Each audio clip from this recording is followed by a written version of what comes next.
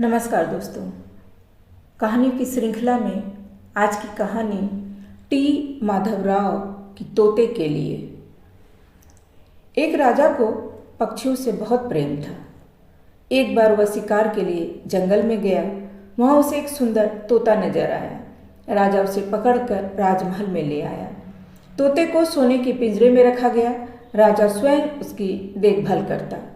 इसी तरह कई साल बीत गए। एक दिन तोते ने राजा से कहा, मैं आपके राजमहल में आराम से रह रहा हूँ, मुझे किसी चीज़ की कमी नहीं, फिर भी मेरा मन नहीं लगता। मैं तोतों का राजा हूँ, अपनी प्रजा को देखने की इच्छा होती है। अगर आप कुछ दिन के लिए मुझे छोड़ दें तो उनसे मिलकर लौट आऊँ। राजा था दयालु। तोते की बात सुनकर उसने पिंजरे का दरवाज़ा खोल दिया। तोता उड़कर जंगल में चला गया। वहाँ अपने परिवार से मिला, साथियों का हालचाल पूछा, फिर आम के पेड़ पर जाकर बैठा। पेड़ पर और भी कई तोते थे। पके आमों की सुगंध भी आ रही थी। तभी एक तोते ने कहा, इस पेड़ के आमों में एक खूबी है। अगर कोई बूढ़ा व्यक्ति इसका फल खाएगा तो वह तरुण बन जाएगा। साथी तोते की बात सुन तोते को राजा की याद आई।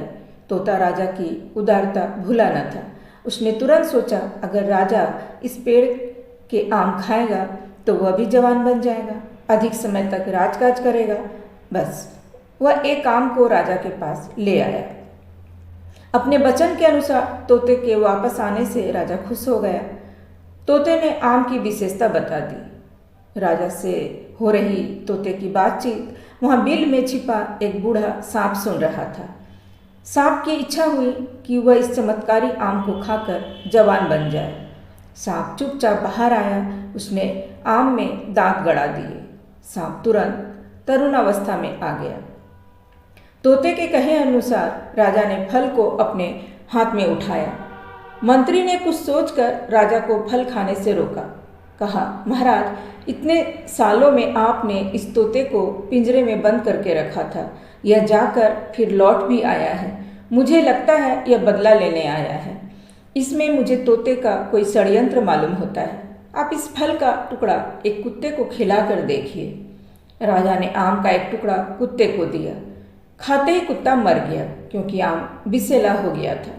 यह देख राजा को मंत्री की बात पर विश्वास हो गया। उसे तोता पर बहुत गुस्सा आया। उसने तोते को मार डाला। आम को महल के बाग में फेंक दिया। कुछ महीने बाद फल के बीज से आम का एक नया पौधा उगाया। वह एक बड़ा वृक्ष बन गया। पेड़ में आम फलने लगे। राजा ने घोषणा करा दी कि उस पेड़ के फल को कोई भी हाथ न लगाए। 2 सैनिक हर समय पेड़ के पास तैनात रहते थे। राजमहल का मालिक बूढ़ा था। वह अपनी पत्नी के साथ एक टूटी फूटी झोंपड़ी में रहता था। कुछ समय से वह बीमार रहता था।